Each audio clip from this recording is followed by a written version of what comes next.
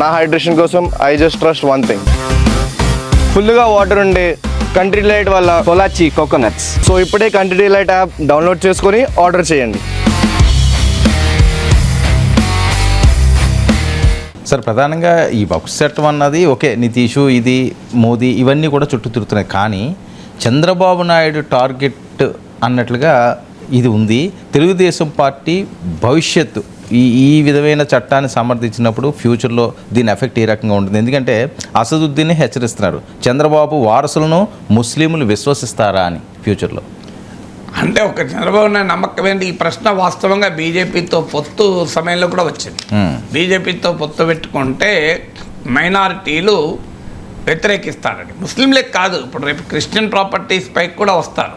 Already organiser పత్రికలో జ్ఞానదేవ్ అనే అతను ఆర్టికల్ కూడా రాశాడు. సో ఆయన ఆ ఆర్టికల్ తర్వాత పెద్ద వివాదమయ్యాక కేరళలో క్యాథలిక్ చర్చ్ బీజేపీకి సమర్థిస్తున్నది కనుక కేరళలో నెక్స్ట్ ఇయర్ ఎలక్షన్స్ ఉన్నాయి కనుక దాన్ని విత్డ్రా చేసుకున్నారు ఆ చట్టాన్ని, ఆ ఆర్టికల్లో. సో మీకు ఆంధ్రప్రదేశ్కి వచ్చే వరకు ముస్లిమ్స్ కన్నా కూడా క్రిస్టియన్స్ ఒక పెద్ద ఇష్యూ అవుతుంది. క్రిస్టియన్ ప్రాపర్టీ మనం చూసాం కదా ఈ మధ్య పాస్టర్ ప్రవీణ్ అంశం ఏ రకంగా పెద్ద సంచలనం కలిగించింది అని. సో అందువల్ల డెఫినెట్గా ఇది ఒక పెద్ద ఛాలెంజ్ అవుతుంది. అయితే బీజేపీతో కలిసినప్పుడు ఈ ప్రశ్న వచ్చింది, కానీ తెలుగుదేశం పార్టీ నమ్మింది ఏంటి, నిజం కూడా జరిగింది ఏంటి అంటే, ఒకటి Muslims and Christians minorities already YSR కాంగ్రెస్కి ఎక్కువ మంది ఓటేస్తున్నారు.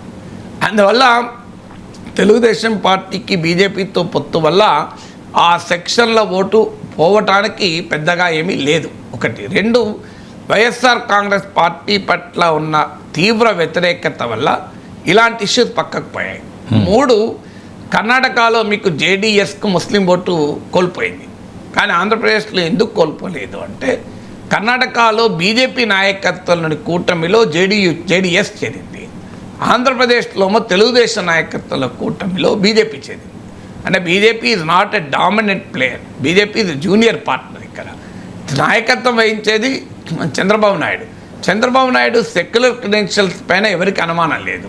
సో ఇలాంటి ఇష్యూస్ వచ్చినప్పుడు ప్రశ్నలు వస్తున్నాయి, కానీ చంద్రబాబు నాయుడు మత రాజకీయాలు నడుపుతాడని అయితే ఎవరు అన్నారు కదా. సో అందువల్ల మైనారిటీల ఓటు పోలేదు ఉన్న రాజకీయ పరిస్థితుల వల్ల. ఇది ఎల్లకాలం ఇలాగే ఉంటుందా? మీకు ఢిల్లీలో అనుభవం చూసాం. ఆమ్ ఆద్మీ పార్టీ సాఫ్ట్ హిందుత్వలో భాగంగా, అంటే బీజేపీ ఎక్కడ మైనారిటీలతో తమను అంటగట్టి హిందూ ఓటు లాగేస్తుంది అనే భయంతో ఢిల్లీ అల్లర్ల విషయంలో ప్రేక్షక పాత్ర పోషించారు. సిఏఏ నిరసనలు జరుగుతున్నా ఆమ్ ఆద్మీ పార్టీ దూరంగా ఉంది.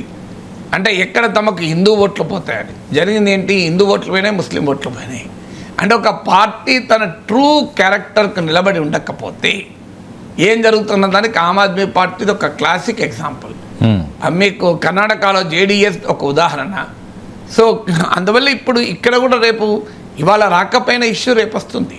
అవును, అంటే దేశంలో బీజేపీ అగ్రెసివ్గా తన ఎజెండా తీసుకెళ్తున్న సమయంలో తెలుగుదేశం పార్టీ ఖచ్చితంగా ఇబ్బందుల్లోకి వస్తుంది. అందుకే ఆ డిమార్కెట్ చేసుకుంటారు.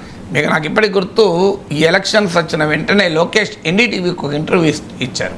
దాంట్లో ఎన్డీటీవీ విలేకరు అడుగుతుంది క్లియర్గా క్వశ్చన్ ఏంటంటే, ముస్లింలకు వెనుకబడిన వర్గాలు, ముస్లింలను వెనుకబడిన వర్గాలకు రిజర్వేషన్లను సంతుష్టీకరణ రాజకీయాలు, అపీజ్మెంట్ పాలిటిక్స్ అని బీజేపీ అంటోంది.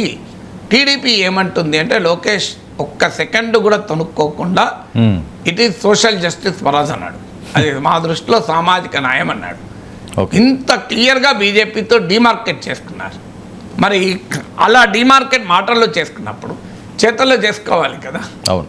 సో అయితే ఆంధ్రప్రదేశ్కి వచ్చేవరకు ఏంటంటే మతపరమైన పోలరైజేషన్ లేదు. ఒకటి, linguistic identity dominates religious identity. And ఆంధ్రప్రదేశ్కు తెలంగాణకున్న మౌలికమైన తేడా అది. తెలంగాణలో ఎంఐఎం లాంటి పార్టీల ప్రభావం వల్ల నిజాం ప్రభుత్వ పాలన, రజాకర్ల దుర్మార్గాలు, ఈ హిస్టరీ అంతా ఉండడం వల్ల ఇక్కడ వాస్తవంగా రజాకర్ల అణచివేత వ్యతిరేకంగా ముస్లింలు కూడా పోరాడారు, రజాకర్లకు అనుకూలంగా హిందూ భూస్వాములు కూడా పనిచేశారు. బట్ కానీ ఈ హిస్టారికల్ ఫాల్ట్ లైన్స్ వల్ల తెలంగాణలో మతపరమైన రాజకీయ సమీకరణకు అవకాశం ఉన్నంతగా ఆంధ్రప్రదేశ్లో ఉండదు. ఎందుకంటే Andhra Pradesh has no history of communal polarisation.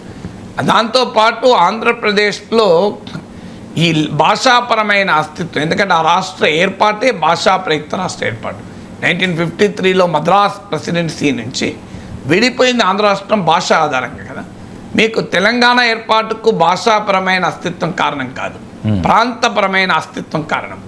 Andhra రాష్ట్ర ఏర్పాటు 1953లో జరగటానికి భాషాపరమైన అస్తిత్వమే మూలం. అందువల్ల మీకు అక్కడ భాష విషయంలో ఏ మతం అని తేడా కూడా తెలియదు మాకు ఇక్కడ తెలిసినట్లు. సో అందువల్ల భాషాపరమైన అస్తిత్వం మతపరమైన అస్తిత్వాన్ని డామినేట్ చేస్తుంది. ఇప్పుడు మీకు తమిళనాడులో కూడా ఎందుకు మరి బీజేపీ ఎక్స్పాండ్ కాదు అంటే కారణం ఇదే. అక్కడ నీకు మతపరమైన అస్తిత్వం కన్నా తమిళ ఐడెంటిటీ డామినేట్ చేస్తుంది. సో అందువల్ల ఇప్పటికైతే తమకు ప్రమాదం లేదు అని టీడీపీ భావిస్తోంది. కానీ రాబోయే కాలంలో ఈ ప్రశ్న ఖచ్చితంగా టీడీపీకి ఎదురవుతుంది.